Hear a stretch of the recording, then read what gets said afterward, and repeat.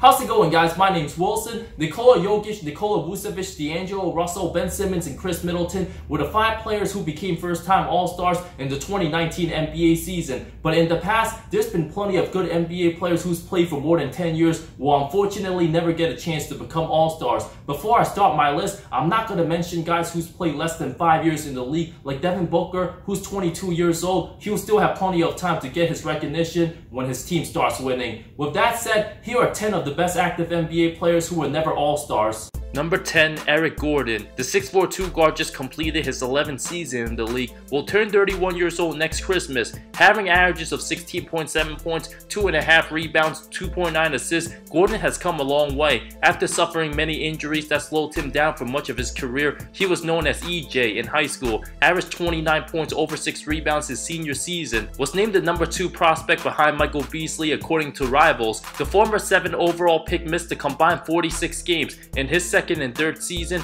averaged over 22 a game the season before he was dealt to New Orleans in the Chris Paul trade. Gordon then suffered a right knee injury, played only 9 games in the 2011-12 season, had another setback, missed 40 games in the 2012-13 season, would then go on to miss over 100 combined games his last 4 seasons with New Orleans, never quite lived up to his all-star potential, but rejuvenated himself once he signed with the Rockets, where Mike D'Antoni was able to utilize Gordon as a deadly spot-up shooter, won 6th Man of the Year in the 2016-17 season, played at an all-star level. Even though he might never reach his full potential, Gordon put up averages of 16.8 points, hitting over 3 triples in his 3 seasons with the Rockets. Number 9, Serge Ibaka. In his earlier years, he was one of the best defensive anchors down low. After losing some of his athleticism, the 6'10" power forward led the league in blocks 3 times, appeared on 3 all-defensive first-team selections from 2012 to 2014, arguably had his best season in the 2013-14 season, where he put up over 15 points, almost 9 rebounds,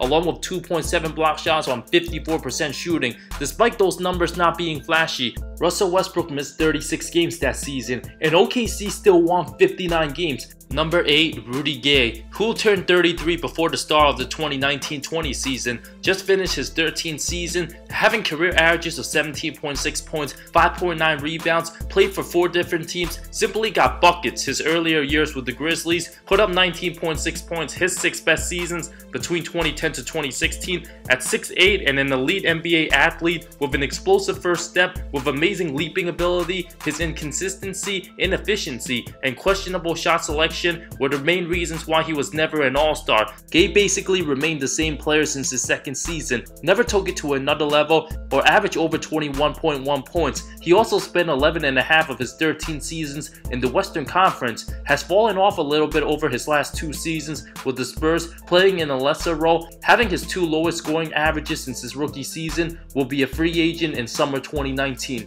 Number 7, Danilo Gallinari, who played 10 years in the NBA and arguably had his best season with the Clippers, finished with career highs of 19.8 points, 6.1 rebounds, and only 30 minutes of playing time. Gallo's one of the most underrated scorers. At 6'10", he's bigger than most threes, can also run the floor, finish in transition. After battling with multiple injuries, Gallo played over 70 games only twice in his career, even missed the entire 2013-14 season with an ACL injury. After signing a 3-year $65 million deal with LA and playing just 21 games in the 2017-18 season, he was essentially making $1 million per game. Looked like one of the worst contracts, but he's continued to put in the work, made some noise as a potential all-star candidate this past season, as his game fits perfectly with the modern NBA. The soon-to-be 31-year-old will continue to put up solid numbers if he can stay healthy. Number 6, Tobias Harris, who was selected for Team USA's training camp in August after averaging 20 points, almost 8 rebounds this past season. Many believe the 6'9" forward was snubbed as an all-star, who was also shooting over 50% from the field before the all-star break, continues to improve his game. While he played less of a role after he was traded to Philly, still put up over 18 points in 27 games. Despite going from the first option in LA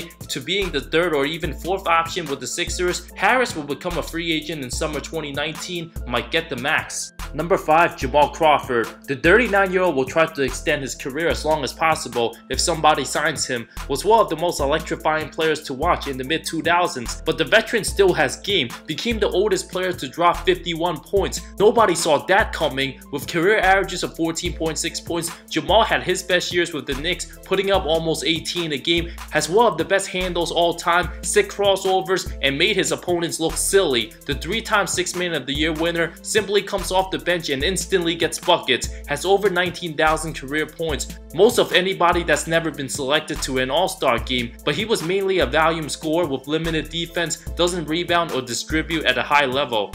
Number 4, Lou Williams, who just keeps getting better with age, had his 2 best seasons with the Clippers as a bucket getter off the bench, averaged a career best 22.6 points in 2018, 20 points a game last season, looks unstoppable at times, can simply score from anywhere on the floor, scored 25 plus points in 3 of the 6 playoff games against Golden State in the first round. He's also proven he can absolutely close out games down the stretch, hit big time shots, and simply doesn't get enough credit for what he's done over the last couple seasons.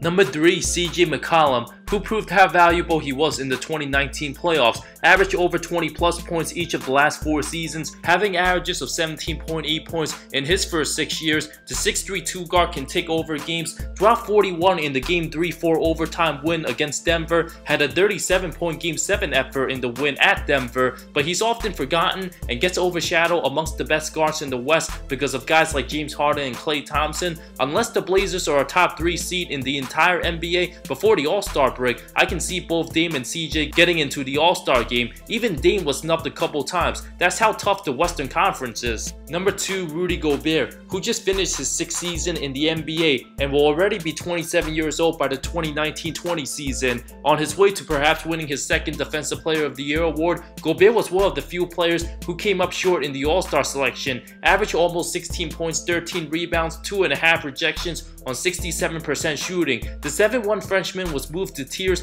disappointed about not being selected, suggests that defense isn't valued enough in today's NBA. Had a strong case. He was 2nd in total blocks and 3rd in rebounds at the time, 1st in real plus minus on defense. LaMarcus Aldridge and Karl Anthony Towns received the nod over him, but Rudy will have another shot next season, but with the load of talent in the West, nothing's guaranteed. Number 1, Mike Conley, who's arguably the best player all time to never make the All-Star game. Now at the latter part of his career, will turn 32 before the start of next season. The 6'1" point guard has averages of 14.9 points, 5.7 assists, 1.5 steals over his first 12 seasons. Has been one of the most consistent players and one of the best perimeter defenders. Was the starter for the Grit and Grind Grizzlies team who made the playoffs for 7 straight seasons. Although his numbers aren't eye-popping, Conley embodies what it's like to be a team player, does all the little things that don't show up in the box score. Had his best year in 2017, where he averaged 20.5 points, put up nearly 25 a game, alongside 7 assists